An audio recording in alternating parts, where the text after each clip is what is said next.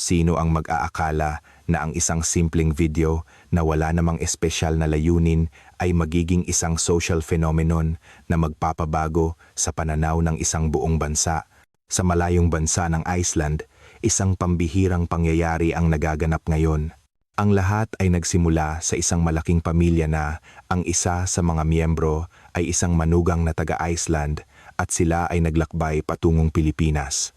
Ang nasaksihan nila sa Pilipinas ay mga eksenang para sa ating mga Pilipino ay pangkaraniwan na at hindi na natin napapansin. Isang gabi sa Bonifacio Global City, BGC, mga ligtas na kalsada sa hating gabi at ang mainit na pagtanggap.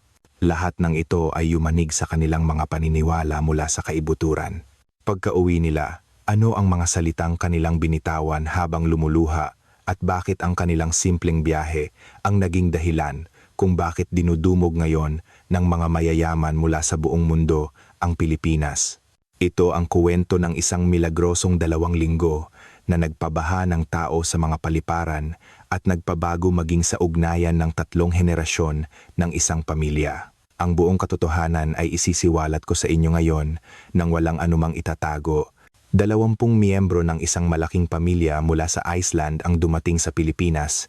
Pagkatapos nito, mga tao mula sa buong mundo ang nagsimulang dumagsa na naging sanhi ng pagkapuno ng mga paliparan. Ang nakagugulat na pahayag ng manugang na taga-Iceland, mga kababayan, ang Keflavik International Airport ay nasa gitna ng kaguluhan na parang isang malaking pagyanig. Inay, saan po papunta ang lahat ng mga taong iyan? Papuntang Pilipinas daw. Ganoon karaming tao, sabay-sabay? Oo, ganoon nga. Tama po ang narinig ninyo. 20 miyembro ng isang malaking pamilya mula sa Iceland ang sabay-sabay na sumakay ng eroplano patungong Pilipinas. Mula sa lolo hanggang sa mga teenager na apo, 3 henerasyon ang magkakasamang bumiyahe. Ang walang katulad na paglalakbay na ito ay yumanig sa buong hilagang Europa. Ngunit ang mas nakakagulat ay ang mga sumunod na pangyayari. Pagka-uwi nila, ang mga Asian grocery store sa Reykjavik ay nagsimulang pilahan ng mga blonde na Icelander. At sa immigration area ng Ninoy Aquino International Airport na iya, libu-libong Europeo ang dumarating araw-araw. Sa wakas, umabot sa mahigit 200,000 ang bilang ng mga dumarating sa isang araw na bumasag sa lahat ng dating tala. Ano nga ba ang nangyari sa pamilyang ito na may 20 miyembro? Paano nabago ng isang 2 linggong biyahe sa Pilipinas ang buong pamilya at nag-udyok sa mga mayayaman sa buong mundo na dumayo sa Pilipinas? Ang hindi kapanipaniwalang kwentong ito ay isasalaysay ko sa inyo ngayon. Ang bida sa ating kwento ngayon ay si Sigrid, isang 50 taong gulang na manugang mula sa Reykjavik, Iceland. Bago tayo magpatuloy, kung maaari po ay paki-like at subscribe sa aming channel. Malaking tulong po ito upang maipakilala pa namin ang mga kahangahangang kwento tungkol sa Pilipinas. Magandang araw. Ako si Sigrid, nakatira sa Reykjavik, Iceland. Ako ay 35 taong gulang at 8 taon ng kasal. Isa akong ordinaryong empleyado habang pinalalaki ang aking 2 anak. Ang gabing iyon ay katulad lang ng ibang gabi. Pagkatapos ng trabaho, umupo ako sa sofa at nag-scroll sa aking cellphone. Wala naman akong partikular na hinahanap, pinapanood ko lang ang mga maiikling video na automatikong nagpe-play, hanggang sa isang video ang nakakuha ng atensyon ko. Ito ay isang video ng tanawin sa gabi, sa isang lugar na tinatawag na Bonifacio Global City sa Maynila. Sa video, isang babae ang nag-iisang nagjo-jogging kahit pasado 12:00 na ng hating gabi. Nakasuot siya ng earphones at mukhang kampante habang tumatakbo. Maliwanag ang mga kalsada at maraming tao ang natural na naglalakad-lakad at kumakain sa labas. Noong una, hindi ako makapaniwala. Sa Reykjavik, hindi inirerekomenda na maglakad mag-isa sa labas kapag lumagpas na ng 11:00 ng gabi. Laging sinasabi ng mga magulang ko na mag-ingat. Ako mismo, kapag gabi na, nagpapasundo ako sa asawa ko o sumasakay ng taxi. Pinanood ko ang video ng paulit-ulit. Mukhang hindi naman ito scripted. Nang basahin ko ang mga komento, marami ang nagsasabi na ang mga convenience store tulad ng 7-Eleven ay bukas maging sa madaling araw at makakabili ka ng mainit na pagkain. May mga nagsabi rin na maraming tindahan na 24 oras na bukas sa iba't ibang lugar sa lungsod at maaari ka pang magpa-deliver ng pagkain kahit hating gabi. Ipinakita ko ang video sa aking asawa. Ang reaksyon niya ay labis na pagtataka, kaya ipinadala ko ito sa group chat ng pamilya ng aking asawa. Malapit kami sa pamilya niya, mula sa aking biyenang lalaki at babae hanggang sa pamilya ng aking hipag at bayaw, mahigit 20 kami lahat. Madalas kaming magkita-kita tuwing holidays at weekends, kaya laging masigla ang aming family chat. Pagka-post ko ng video, agad may mga nag-react. Ang 16 taong gulang kong pamangkin ang unang nagtanong. Mahilig siya sa mga online games na gawa sa Pilipinas. Nagtanong siya kung totoo bang ganoon kaligtas doon. Sumagot ako na hindi ko rin alam. Ilang araw ang lumipas, nagkaroon kami ng pagtitipon sa bahay ng aking mga biyenan. Ang orihinal na plano ay para paghandaan ang kaarawan ng aking biyenang lalaki, ngunit natural na napunta ang usapan sa Pilipinas. Ang aking biyenang babae ay nag-aalangan. Para sa kanya, ang mga bansa sa Asia ay developing countries pa lamang. Nag-aalala siya na baka mapanganib, ngunit iba ang reaksyon ng mga mas bata. Ang aking mga pamangkin ay mahilig makinig sa OPM, Original Filipino Music, at ang aking bayaw ay gumagamit ng mga appliances na gawa ng isang brand na Pilipino. Ang aking hipag naman ay bumibili ng mga produktong pampaganda mula sa Pilipinas online.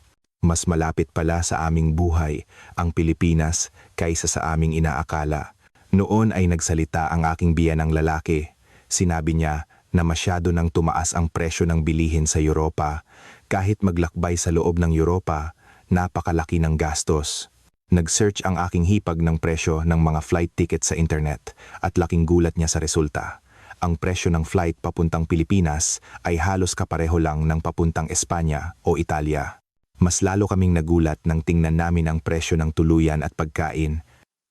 Ang presyo ng hotel sa Makati ay mas mura kaysa sa Paris o Roma. Ang presyo ng pagkain sa mga restaurant ay makatwiran din. Ang pamasahe sa pampublikong transportasyon ay halos kalahati lang ng sa Europa. Maingat na nagmungkahi ang aking biyenang babae. Paano kung sabay-sabay tayong pumunta doon? Matagal-tagal na rin mula noong huli kaming maglakbay bilang isang buong pamilya. Mula noong maliliit pa ang mga pamangkin ko, naging abala na ang lahat at bihira na kaming magkasama-sama. Hindi madali ang pag-aayos para sa 20 tao. Problema ang pagtugma ng mga schedule at mahirap mag-book ng 20 ticket sa eroplano. Ngunit ang lahat sa pamilya ay sabik. Inayos ng bawat isa ang kanilang mga bakasyon, humingi ng permiso sa eskwelahan at itinugma ang kanilang mga schedule. 2 buwan kaming naghanda. Habang mas marami kaming nalalaman tungkol sa Pilipinas, mas lalo kaming namamangha. Ang bilis ng internet sa mga sentrong lungsod, ang napakaunlad na sistema ng transportasyon sa Metro Manila at ang dekalidad na sistema ng medikal sa mga pribadong ospital. Ngunit mayroon pa ring pag-aalinlangan. Baka naman eksaherado lang ang mga impormasyon sa internet, kailangan naming makita ito mismo. Gabi bago kami umalis, hindi ako makatulog. Sa totoo lang, mas nangingibabaw ang kaba kaysa sa pananabik. Makakaya kaya ng isang malaking pamilyang may 20 miyembro na maglakbay ng ligtas sa isang banyagang bansa? Paano kung hindi kami magkaintindihan? Makakayanan kaya ng aking mga biyenan ang mahabang flight? At sa wakas, sumakay kaming 20 sa eroplano patungong Pilipinas. Hindi pa namin alam noon na ang biyaheng ito ay lubusang magpapabago sa aming pamilya.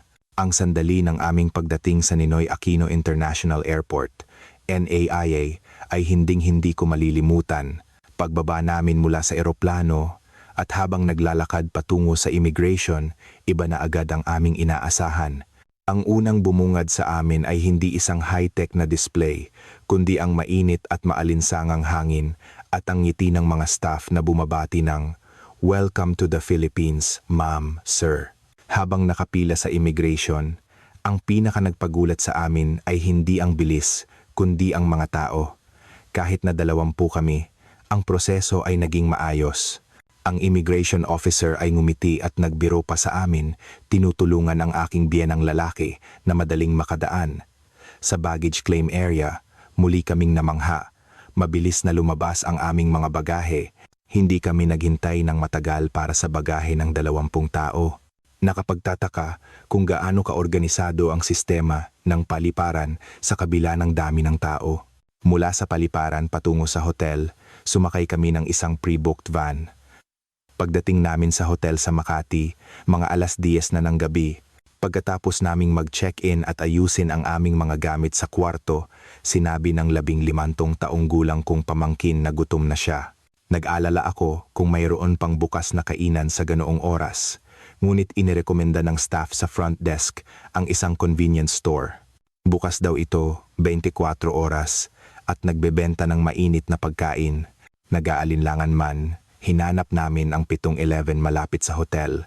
Iyon na mismo ang convenience store na nakita ko sa video. Kahit pasado 11:00 na ng gabi, maliwanag ang mga ilaw at may mga taong pumapasok at lumalabas.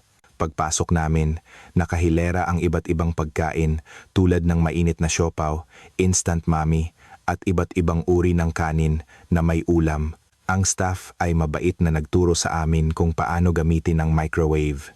Maaari naming painitin ang pagkain at kumain sa maliit na kainan sa loob ng tindahan. Pumili ng siopaw at cup noodles ang aking mga pamangkin habang ako ay pumili ng isang rice meal. Makatwiran din ang presyo. Nagkakahalaga ito mula 50 hanggang 150 pesos na wala pang 3 euro kung i-convert. Lalo kaming nagulat sa lasa. Para sa pagkain sa convenience store, napakaganda ng kalidad. Ang kanin ay parang bagong saing at mainit at sariwa ang mga ulam. Paulit-ulit na sinasabi ng aking mga pamangkin na masarap habang naka-thumbs up. Maging ang aking biyenang babae ay nagsabing malinis at masarap ang lasa. Paglabas namin sa convenience store, tiningnan namin ang paligid kahit malapit ng mag-12 ng hating gabi, buhay na buhay ang mga kalsada. May mga taong nag-jogging, nagbibisikleta at mga magkasintahang namamasyal. Maliwanag ang mga ilaw sa kalsada at may mga CCTV camera na nakakabit sa iba't ibang lugar para sa seguridad. Nagsabi ang aking mga pamangkin na gusto pa nilang maglakad-lakad. Nag-aalala ang aking biyenang babae, ngunit naalala ko ang sinabi ng staff sa front desk na napakaligtas ng lugar na ito. Sa huli, nagpasya kaming maglakad sa paligid ng hotel sa loob ng mga 30 minuto. Ito ay isang pambihirang karanasan. Habang naglalakad kami sa gabi, ni minsan ay hindi kami nakaramdam ng takot. Sa halip, naramdaman namin ang kalayaan. Isang tanawin na hindi namin maiisip sa Reykjavik. Sa isang parke, may mga taong nakaupo sa bawat bench at sa harap ng convenience store, may mga kabataang nag-iinuman at nagkukuwentuhan. Pabalik sa hotel, iisa lang ang nasa isip naming lahat. Ang Pilipinas ay tunay na ibang bansa. Mula pa lang sa unang araw, higit pa ito sa aming inaasahan. Kinabukasan, maaga kaming nagising. Dahil sa jet lag, nagising ako ng 5:00 ng madaling araw. Pagtingin ko sa bintana, may mga tao na sa kalsada. Mga taong lumabas para mag-ehersisyo, mga papasok sa trabaho, gumigising na ang lungsod. Noong araw na iyon, nagpasya kaming mamasyal sa lungsod gamit ang tren para sa 20 tao. Mas praktikal ang tren kaysa sa pagkuha ng maraming taxi. Naglakad kami papunta sa pinakamalapit na istasyon ng MRT at madali naming nahanap ang pasukan. May malalaking karatula at gabay sa lahat ng dako. Pagpasok namin sa istasyon ng tren, agad kaming namangha. Mas malinis ito kaysa sa aming inaasahan. Makintab ang sahig at malinis ang mga pader. Higit sa lahat, walang mabahong amoy. Ang kakaibang amoy ng mga lumang subway sa Europa ay wala rito. Madali rin ang pagbili ng beep card. Mayroong maraming ticket vending machine at madali itong gamitin sa tulong ng mga gabay sa screen. Nag-load kami para sa 20 tao at mabilis itong pinroseso ng makina. Pagbaba namin sa platform, may mga screen door na naka-install para sa kaligtasan. Sa electronic board, eksaktong nakasaad kung ilang minuto pa bago dumating ang susunod na tren. Nakasulat na 2 minuto at 30 segundo at dumating nga ang tren sa eksaktong oras na iyon. Pati sa loob ng tren, kahanga-hanga, mahusay ang pagkakaayos ng mga upuan at may mga hawakan sa iba't ibang taas para komportable para sa mga bata at matatanda. May nakalaang priority seats at karamihan sa mga pasahero ay iniiwang bakante ang mga ito. Nang uupo na sana ang aking biyanang babae, isang kabataan ang agad na tumayo at nag-alok ng kanyang upuan. Mabilis din ang internet kahit sa loob ng tren. Ang aking mga pamangkin ay abala sa kanilang mga cellphone, namamangha na malakas ang signal kahit sa ilalim ng lupa. Sa Europa, hindi mo maaasahan ang internet sa loob ng subway. Dumating kami sa isang lugar na tinatawag na Ayala Triangle. Narinig namin na sikat ito sa pamimili at pagkain. Paglabas namin sa istasyon, ramdam agad namin ang masiglang kapaligiran. Dahil weekend, maraming tao. Ngunit sa halip na magulo, ito ay puno ng buhay. Habang naglalakad kami, napatigil kami sa harap ng isang Pilipinong restaurant. Malalaking larawan ng pagkain ang nasa menu at may mga paliwanag sa Ingles. Napansin ko ang isang pagkaing tinatawag na Fiesta Bilao. Isang malaking bilao na may iba't ibang gulay, karne at kanin. Mukhang masarap. Pumasok kami sa restaurant. Medyo nagulat ang mga staff nang makita kaming 20 sabay-sabay na pumasok, ngunit agad silang nag-ayos ng mga upuan para sa amin. Pinagdugtong nila ang 2 mesa para magkasama kaming lahat. Ang pag-order ay ginawa sa pamamagitan ng isang tablet. Bawat item sa menu ay may larawan at paliwanag, kaya madaling pumili. Nang dumating ang pagkain, lahat kami ay namangha. Ang mga kulay pa lang ay maganda na. Ang pula, dilaw, at berdeng mga gulay ay magkakatugma. Napakasarap din ng lasa. Ang sabaw na tinatawag na sinigang ay partikular na nakatawag ng aming pansin. Nasiyahan ang aking biyenang babae at sinabing sariwa at masarap ang mga gulay. Habang kumakain, lumapit ang isang staff at nag-alok sa amin ng libreng iced tea bilang pasasalamat daw sa pagbisita ng maraming dayuhan. Natuwa kami sa mainit na pagtanggap na iyon. Nagulat din kami sa bayarin. 20 tao kaming kumain ng busog, ngunit mas mababa ang kabuuang bayarin kaysa sa aming inaasahan. Humigit kumulang 500 pesos bawat tao na mga 7 euro lamang. Pagkatapos kumain, naglakad-lakad pa kami. Maraming tindahan ng cosmetics at naging interesado ang aking hipag. Pumasok kami sa isang tindahan at isang staff ang nagpaliwanag sa amin sa Ingles. Nagbigay din siya ng mga sample para masubukan namin ang mga produkto. Makatwiran ang presyo at mukhang maganda ang kalidad. Habang naglalakad, napadaan kami sa isang restaurant. Nakikita namin ang loob mula sa salamin ng bintana. Isang malaking pamilyang Pilipino ang kumakain. Isang babaeng mukhang nasa 60s at isang babaeng nasa 30s ang magkatabing nakaupo at sabay na tumitingin sa menu. Pinanood ko ang eksenang iyon ng ilang sandali. Isang tanawin na bihira naming makita sa Reykjavik. Kami, ang mga biyenang babae at manugang, ay hindi madalas na lumalabas ng magkasama. Maging sa mga pagtitipon ng pamilya, mayroon kaming kanya-kanyang espasyo. Ngunit dito, tila walang ganoong harang. Nang dumaan kami sa isang department store, nakakita kami ng katulad na eksena. Sa cosmetics section, isang matandang babae at isang batang babae ang sabay na sumusubok ng mga produkto. Nang tanungin namin ang staff, sinabi niyang sila ay magbiyenan. Sabay daw silang namimili. Sinabi ko ng pabulong sa aking asawa, parang iba ang kultura nila sa atin.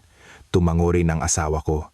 Nagtaka kami kung ito ba ay dahil sa pagkakaiba ng kultura o sa paraan ng kanilang pakikitungo sa mga relasyon. Gabi na nang magpasya kaming bumalik sa hotel, ngunit mukhang ayaw pang umuwi ng aking mga pamangkin. Gusto pa nilang mamasyal. Napakaikli ng isang araw.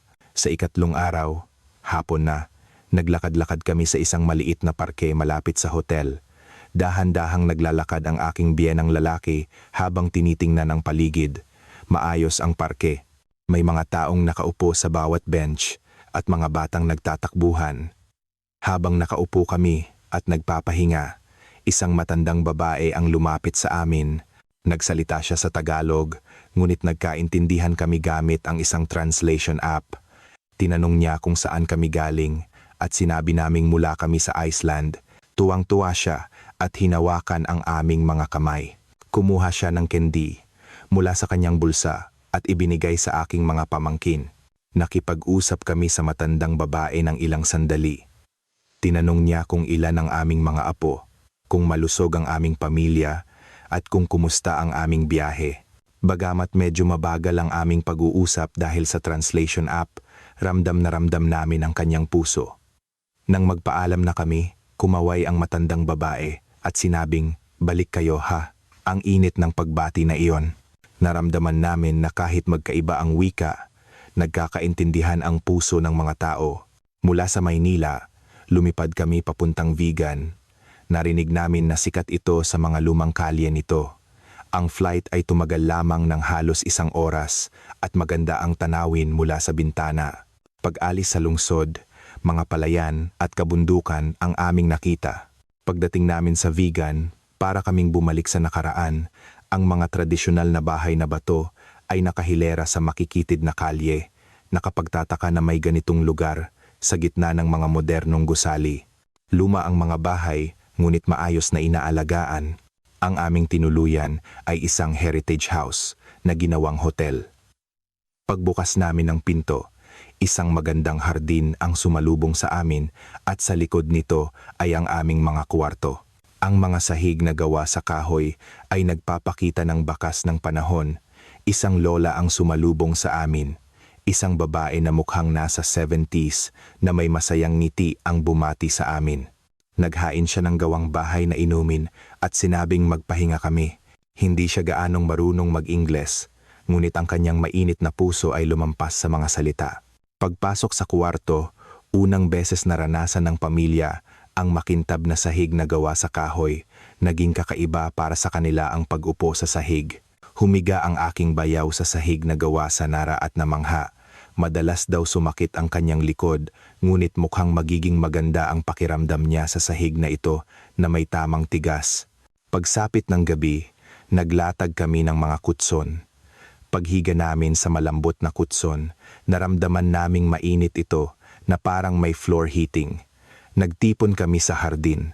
Malamig ang hangin ng taglagas at nagniningning ang mga bituin sa langit. Isang malinaw na kalangitan na hindi mo makikita sa syudad. Noon ay lumabas ang ilang kabataan mula sa katabing kwarto. Mga estudyante sa kolehiyo na mukhang nasa 20s. Sila ay mga Pilipinong kabataan na pumunta doon para maranasan ang tradisyonal na pamumuhay. Ipinakilala sila sa amin ng lola. Natural na nagsimula ang aming pag-uusap. Isang estudyante ang nagtanong sa Ingles. "How do you find the Philippines? Are you enjoying your trip?" Ikinuwento namin ang aming mga naranasan. Ang kalinisan ng tren, ang kaligtasan sa gabi, at maging ang aming karanasan sa ospital. Seryosong nakinig ang mga kabataan. At sinabi nila, "Kami rin po, hindi pa namin lubusang nararanasan ang sarili naming tradisyon. Sa pagkakataong ito, marami raw silang natututunan mula sa lola." Nagtanong ang aking biyenang lalaki, "Interesado ba ang mga kabataan sa ganitong tradisyonal na kultura?" Tumango ang mga estudyante. Sinabi nila na sa mga kabataan ngayon, muling sumisikat ang tradisyonal na kultura. Ipinaliwanag nila na uso ngayon ang pagsusuot ng modernong Filipiniana at paglalakad sa mga lumang kalye. Nagulat kami. Sa Reykjavik, hindi interesado ang mga kabataan sa mga lumang bagay, ngunit sa Pilipinas, ang mga kabataan pa ang nagsusumikap na pangalagaan ang kanilang tradisyon. Habang lumalalim ang gabi, sinabi ng lola na pumasok na kami sa aming mga kwarto. Malamig sa gabi, kaya't magpainit na kayo at matulog. Paghiga namin sa kutsyon, ramdam namin ang init sa buong katawan. Tahimik naming pinanood ng aking asawa ang tanawin sa labas ng bintana. Kinabukasan, naglakad-lakad kami sa mga lumang kalye. Habang naglalakad kami sa isang eskinita, nakakita kami ng isang maliit na pagawaan, isang lugar kung saan gumagawa ng burnay o banga. Pumasok kami at isang tahimik at payapang kapaligiran ang bumalot sa amin. Ang may-ari ay isang lalaki na nasa 60s at siya mismo ang nagpakita sa amin kung paano gumawa. Ang bawat kilos niya ay parang isang sining. Habang pinapanood namin, nakipag-usap kami sa may-ari. Sinabi niya na 30 taon na niyang ginagawa ito. Sa bawat customer, buong puso niyang itinuturo ang sining. Ginagawa niya raw ito hindi para kumita, kundi para maipasa ang kapayapaan sa mga tao sa pamamagitan ng paggawa ng banga. Nagtanong ang aking bayaw. Sa panahon ngayon, hindi ba kayo nalulugi sa ganitong kabagal na trabaho? Ngumiti ang may-ari at sumagot. Hindi lahat ay tungkol sa pagiging mabilis. Mahalaga na, kahit mabagal, tama ang ginagawa mo. Natigilan kami sa mga salitang iyon. Isang sandali para pagnilayan ang aming sariling buhay, kung saan palagi kaming nagmamadali. Pag-alis namin sa pagawaan, naglakad-lakad ulit kami sa mga eskinita. Maraming taong nakasuot ng Filipiniana, may mga magkasintahan at may mga pamilya. Lahat sila ay masaya habang kumukuha ng litrato. Sinabi ng aking biyenang lalaki, dito, parang hindi mahalaga ang edad, bata man o matanda, lahat ay nag-enjoy sa iisang lugar at iisang kultura. Sa hapon, mayroon kaming traditional craft experience, oras na para matutong gumawa ng banga. Ang artisan mismo ang nagpakita at nagpaliwanag. Isang teknik daw ito na daan-daang taon nang ipinapasa. Maingat naming sinubukan gumawa ng banga. May mga nanginginig ang kamay, ngunit dahan-dahan kaming tinulungan ng artisan. Dahan-dahan lang, huwag magmadali, sabi niya. Ang ginawa ng mabilis ay madaling masira. Nang matapos, hawak ng aking hipag ang kanyang ginawang banga at labis na naantig. Hindi pa ako nakakagawa ng ganito. Kahalagang bagay gamit ang sarili kong mga kamay, sabi niya. Ang isang bangang ito ay habang buhay kong iingatan. Dapit hapon na nang bumalik kami sa Heritage House. Inihanda ng lola ang isang masarap na hapunan na may buong puso. Tinanong ng aking biyenang babae ang lola, bakit po napakabait ninyo sa amin? Nagbabayad lang naman kami para sa kwarto. Ngumiti ang lola at sumagot, ang mga bisita ay hindi lang bisita kundi pamilya. Natural lang na asikasuhin ng mabuti ang pamilyang galing sa malayo. Noong gabing iyon, magkatabi kaming nakaupo ng aking biyenang babae sa sahig na kahoy. Tahimik siyang nagsalita. Ang mga Pilipino ay tunay na mababait, tumango ako. Pagkatapos ng aming payapang oras sa Vigan, bumalik kami sa Maynila. Inayos namin ang aming mga gamit sa hotel at pagsapit ng dapit hapon, ilang miyembro ng pamilya ang gustong mamasyal. Sinabi ng aming tour guide na malaya kaming lumabas. Basta huwag lang masyadong lalayo. Nagpaalam ang aking bayaw at asawa niya na maglalakad-lakad sila kasama ang kanilang mga anak. Ako sana ay maiiwan na lang sa kwarto para magpahinga. Ngunit niyaya ako ng aking hipag. Gusto raw niyang mamili. Mga 7:00 ng gabi nang umalis kami sa hotel, ang mga kalsada ay puno pa rin ng tao. Sa ilalim ng maliwanag na mga ilaw, malayang naglalakad ang mga tao. Bawat convenience store ay may ilaw, at sa mga coffee shop, may mga taong nakaupo at nagkukuwentuhan. Sabi nila, bukas ang mga department store hanggang 9:00 ng gabi. Pumunta kami sa cosmetic section. Maraming brand ang nakahilera at mababait na nagpapaliwanag ang mga staff. Noon ay may narinig kaming nag-uusap sa Tagalog sa aming tabi. Isang babaeng mukhang nasa 60s at isang babaeng nasa 30s ang sabay na pumipili ng produkto. Naging curious kami sa kanilang relasyon. Nagtanong ang aking hipag sa Ingles, "Are you mother and daughter?" Ngumiti ang batang babae at sumagot, "She's my mother-in-law." Sabay daw silang namimili. Nagulat ang aking hipag at nagtanong, "Magkasama kayong namimili ng biyenan at manugang?" Tumango ang babae, "Oo, mga 1 beses o 2 beses sa isang buwan." Masaya naman. Habang nakikinig ako sa kanilang usapan, napaisip ako, isang relasyon na mahirap isipin sa Reykjavik. Ang biyenan at manugang na, sabay na pumupunta sa department store para pumili ng makeup. Maingat na nagtanong pa, ang aking hipag, "Hindi ba kayo naiilang?" Umiling ang babae. Noong una, medyo, pero ngayon okay na. Itinuturing niya akong parang tunay na anak. Umalis kami sa department store at dumaan sa isang coffee shop. Sabi ng aking hipag, iba talaga ang Pilipinas. Iba ang relasyon sa pamilya, iba ang kultura. Sang-ayon ako. Sa loob ng ilang araw na pag-iikot namin sa Pilipinas, ilang beses na kaming nakakita ng mga katulad na eksena. Sa mga restaurant, may mga magbiyenan na sabay kumakain. Sa mga parke, may mga pamilyang may 3 henerasyon na sabay na namamasyal. Napagtanto ko, hindi ito tungkol sa obligasyon, kundi sa pagiging natural. Sa Pilipinas, ang pagsasama-sama ng malaking pamilya ay bahagi ng pang-araw-araw na buhay.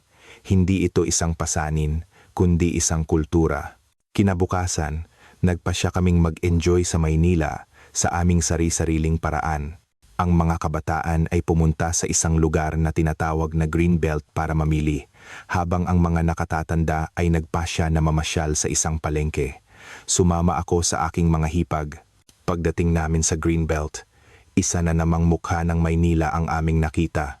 Nakahilera ang mga mamahaling tindahan at malinis at moderno ang mga kalye, maging ang pananamit ng mga tao ay elegante. Pumasok kami sa isang coffee shop, maganda ang interior at masarap ang kape. Habang nakaupo kami sa tabi ng bintana at pinapanood ang mga tao sa labas, isang grupo ang nakakuha ng aming pansin. 3 babae na magkakaiba ang edad.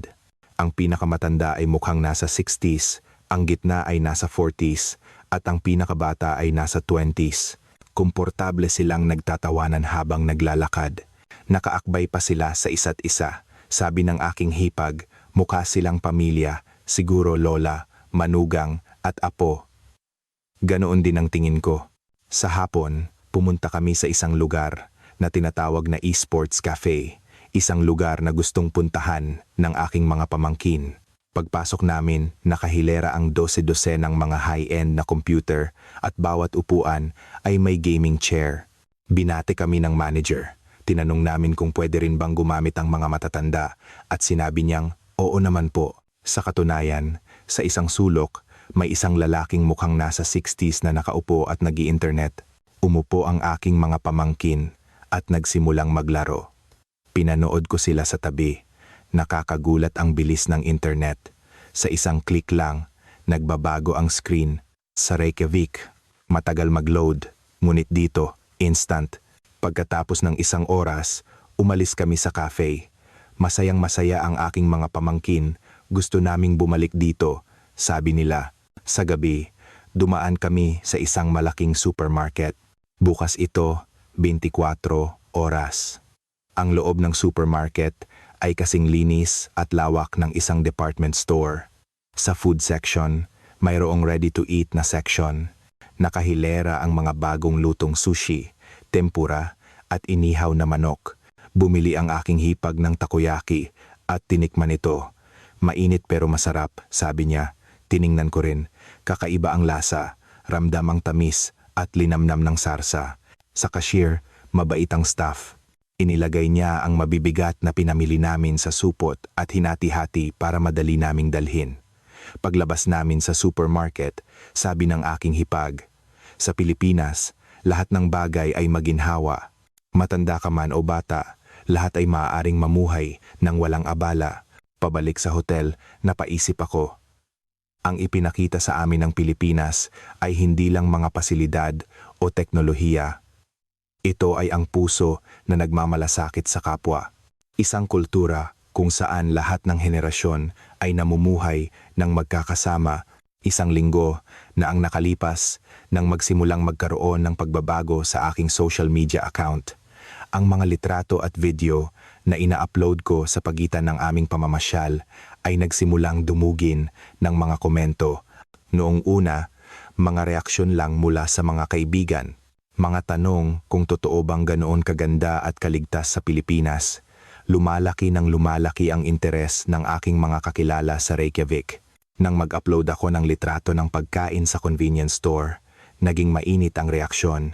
Maraming komento na hindi makapaniwala na makakakain ka ng ganito, karaming iba't ibang pagkain sa 12:00 ng hating gabi. Ganoon din sa video ng tren. Nakapagtataka raw na may ganito kalinis at eksaktong tren. Isang kaibigan ko ang nag-message at sinabing pumunta siya sa isang Asian store sa Reykjavik. Nakita raw niya ang aking video at nagutom sa pagkaing Pilipino. Patapos na ang aming biyahe. Ang huling 2 araw ay ginugol namin sa Maynila. Sinabi ng aming guide na may inihanda siyang espesyal na lugar. Isang food market daw ito. Ipinaliwanag niya na isa ito sa mga pinakamasiglang palengke sa Pilipinas. Pagdating namin sa palengke, isang napakalaking sigla ang sumalubong sa amin, ang amoy ng pagkain na pumupuno sa makipot na eskinita, ang malalakas na tawanan ng mga tindero. Lahat ng iyon ay isang espasyong puno ng buhay. May mga taong nakapila sa harap ng isang stall ng vegan empanada. Sumali rin kami sa pila habang pinapanood namin ang empanada na niluluto sa mainit na mantika. Lahat kami ay nasasabik. Nang aming turn na, kinuha namin ang empanada. Mainit dahil bagong luto. Sa isang kagat, kumalat ang malinamnam na lasa sa aming bibig. Namangha ang aking biyenang lalaki. Ngayon lang ako nakatikim ng ganitong lasa, sabi niya. Sumunod, isang tindahan ng mga maanghang na chicharon at iba pang kakanin. Nag-atubili ang aking biyenang babae nang makita ang siling labuyo. Mukha raw kasing napakaanghang, ngunit inalok siya ng tindera. Tikman niyo po, konti lang. Dahan-dahang tumikim ang aking biyenang babae, gaya ng inaasahan, maanghang. Ngunit kasabay nito, mayroon ding kakaibang sarap. Pagkatapos ng isa, 2 kagat, tila na-addict na siya. Naging sobrang anghang para sa aking bayaw at naghanap siya ng tubig. Ang tindero sa katabing stall ay nag-abot sa kanya ng isang malamig na palamig. Susubukan na sana naming bayaran, ngunit umiling ang tindero. Libre na po yan, sabi niya. Hindi alam ng aking bayaw ang gagawin. Hindi siya sanay sa kabaitan na walang hinihinging kapalit. Sa Reykjavik, lahat ng bagay ay may bayad. Ngunit dito, basta na lang nagbibigay. Lumipat kami sa isang stall ng inihaw na manok o isaw. Dahil unang beses naming makakita ng ganitong pagkain, nag-aalangan kami. Ngunit pagkatapos ng isang kagat, hindi na kami tumigil. Inabutan kami ng may-ari ng suka at toyo. Mas masarap kung isasawsaw niyo rito, turo niya sa amin. Sinunod namin ang turo ng may-ari at lalo itong sumarap. Habang naglalakad kami sa palengke, iba't ibang tindahan ang aming pinasok. Sinubukan namin ang iba't ibang pagkain mula sa lumpia, siomai, fishball, hanggang sa bibingka. Sa lahat ng tindahan, mababait ang mga tindero. Libre ang patikim at kung magustuhan mo, saka ka bibili. Habang bumibili ng bibingka ang aking biyenang lalaki, tinanong niya ang tindera, "Bakit po napakamura nito? Kumikita pa po ba kayo sa ganitong presyo?" Ngumiti ang tindera at sumagot, "Hindi naman po kami naghahangad ng malaking kita. Basta, masarap ang kain ng customer at masaya sila, sapat na po yon." Sa mga salitang iyon, natigilan ang aking biyenang lalaki. Sa isang kapitalistang lipunan, natural na hangarin ang kita, ngunit dito, tila mas mahalaga ang kaligayahan ng tao. Mula sa palengke, pumunta kami sa isang high-end na Filipino restaurant. Isang espesyal na hapunan na inihanda ng aming travel agency. Ang restaurant ay may tahimik at eleganteng kapaligiran. Bawat grupo ay may pribadong silid at sa bawat silid, isang masaganang handa ang naghihintay. Iba't ibang uri ng pampagana ang inihain ng maganda. Bawat isa ay parang isang obra maestra. Ang pangunahing ulam ay isang dekalidad na steak mula sa Batangas. Isang chef ang nagluto nito sa aming harapan. Sa tamang-tamang tiempo, binaligtad niya ang karne at inilagay sa aming mga plato sa pinakamasarap na kondisyon. Sa isang kagat, nanlaki ang mga mata naming lahat. Iba ito sa lahat ng karneng natikman na namin. Ang lambot na natutunaw sa bibig, ang malalim at mayamang lasa ay nakakamangha. Pagkatapos kumain, lumabas ang may-ari ng restaurant para batiin kami. Isang babae na nasa 50s, sinabi niyang 20 taon na niyang pinapatakbo ang restaurant. Lahat daw ng sangkap ay personal niyang pinipili at araw-araw siyang bumibili ng sariwang sangkap sa palengke. Nagtanong ang aking biyenang babae, "Hindi po ba kayo napapagod sa ganitong pag-aasikaso?" Ngumiti ang may-ari at sumagot, "Kapag nakikita ko po ang mga customer na masayang kumakain, nawawala lahat ng pagod ko." Nagpasalamat kami sa may-ari. Sa buong buhay namin, marami na kaming napuntahang restaurant, ngunit ito ang unang pagkakataon na nakaranas kami ng ganito kasinsero na pagtanggap.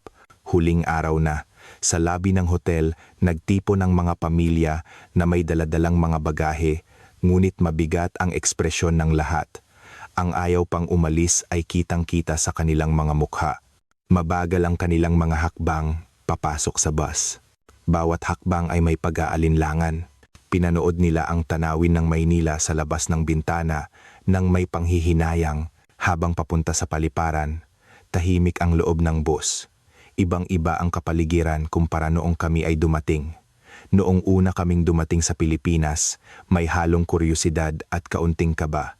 Ngunit ngayon, puno ito ng panghihinayang at pananabik. Tahimik na nagsalita ang aking biyenang lalaki. 2 linggo lang. Pero parang buong buhay na akong nanirahan dito. Ngayon lang ako naging ganito, kapanatag at kasaya. Dumating kami sa paliparan. Habang nagpoproseso ng aming pag-alis, mabigat pa rin ang mga hakbang ng pamilya. Ang pag-check-in ng bagahe, pagdaan sa security check, at pagpunta sa gate, lahat ng proseso ay parang huling sandali. Habang dumadaan sa duty-free shop, napatigil ang aking biyenang babae, isang lugar kung saan nakahilera ang mga Pilipinong cosmetics at pagkain. Nagsimulang bumili ang aking biyenang babae ng mga pasalubong para sa mga kamag-anak. Isa-isang lumapit ang iba pang miyembro ng pamilya. Bumili ang aking bayaw ng Pilipinong bagoong at suka. Kahit bumalik na kami sa Reykjavik, gusto ko pa rin kumain ng pagkaing Pilipino, sabi niya. Bumili naman ang aking hipag ng Pilipinong kape. Hindi ko malilimutan ang lasa ng kapeng iyon sa vegan, sabi niya. Habang naghihintay sa harap ng gate, tiningnan ko ang bawat miyembro ng aking pamilya. Ibang-iba ang kanilang mga ekspresyon kumpara noong dumating kami dito 2 linggo na ang nakalipas. May nagbago sa mukha ng lahat. Oras na para sumakay. Isa-isang pumasok ang mga tao sa gate, ngunit sa harap ng gate, napatigil ang 15 taong gulang kong pamangkin. Hindi niya maihakbang ang kanyang mga paa. Mamang paa, pataong paa. Napatigil ang paa. Napatigil ang paa. Lumapit ang isang staff at nagtanong, "Are you okay?" Umiling ang aking pamangkin at sinabi niya, "Ayoko pong umuwi." Ganoon din daw ang nararamdaman ng iba pang mga pamangkin. Sa huli, sumakay kaming lahat sa eroplano. Ngunit walang sino man ang masaya. Hanggang sa huli, pinanood nila ang paliparan ng Pilipinas sa labas ng bintana. Umalis ang eroplano. Unti-unting lumalayo ang lupain ng Pilipinas. Nakatingin ang mga pamilya sa labas ng bintana. Tahimik na pinunasan ng aking biyenang babae ang kanyang mga luha. Kinabukasan pagdating namin sa Reykjavik, nagsimula ang mga pagbabago. Nakipag-ugnayan ang mga kaibigan. Bumuhos ang mga tawag at mensahe na nagtatanong tungkol sa aming biyahe sa Pilipinas, ganoon din sa trabaho. Tuwing lunch break, hinihiling ng mga kasamahan ko na magkuwento ako tungkol sa Pilipinas. Namangha sila sa mga litrato. Ilan sa kanila ay nagsabing nag-book na sila ng flight. Nang dumaan ako sa isang Asian grocery store sa aming lugar, nagulat ako. Kapansin-pansin ang dami ng mga taga-Iceland. Dati, mga lokal na Pilipino lang ang pumupunta dito, ngunit ngayon, mas marami na ang mga lokal na customer. Masayang bumati sa akin ang may-ari at sinabing napakalakas ng kanilang benta. Pagkalipas ng 1 buwan, muling naging aktibo ang aming family group chat. Nagsimulang manood ng mga Pilipinong teleserye ang aking mga pamangkin at sinabi ng aking bayaw na naghahanap siya ng mga balita tungkol sa Pilipinas. Bumili naman daw ng libro ng mga Pilipinong recipe ang aking biyenang babae. Sinubukan niyang gumawa ng adobo sa bahay at masarap daw. Ako naman, nagsimulang mag-aral ng Tagalog. Nag-enroll ako sa isang online course at araw-araw na nag-aaral. Natutunan ko na ang mga simpleng pagbati at pangunahing pangungusap. Sa susunod na pagpunta namin, gusto kong mag-order sa Tagalog. Dumami rin ang followers ng aking social media. Ang mga taong interesado sa paglalakbay sa Pilipinas ay patuloy na nagpapadala ng mga mensahe. Karamihan ay humihingi ng payo. Saan daw maganda pumunta? Ano ang dapat kainin? At paano maghanda? Pagkalipas ng 3 buwan, muli kaming nagtipon. Sa pagkakataong ito, para magplano ng mas detalyado para sa susunod naming pagpunta sa Pilipinas. Kahit hindi man makasama ang lahat ng 20, mukhang posible ang 10 tao. Unang nagsalita ang aking biyenang babae. Paano kung bumalik tayo sa Tagsibol? Narinig ko na maganda raw ang mga bulaklak sa Baguio. Sumang-ayon ang lahat. Kung iisipin ko ngayon, ang 2 linggong biyaheng iyon ay lubusang nagpabago sa aming pamilya. Bago kami pumunta sa Pilipinas, kami ay isang ordinaryong pamilya mula sa Iceland. Tinitingnan namin ang mundo mula sa pananaw ng Europa. Ngunit sa Pilipinas, Natutunan namin kung ano ang tunay na unlad. Hindi sapat ang magagarang gusali at makabagong teknolohiya. Ang pusong nag-uuna sa kapwa, ang kulturang nagmamalasakit sa isa't isa, ang sistemang nagbibigay daan para sa ligtas na pamumuhay.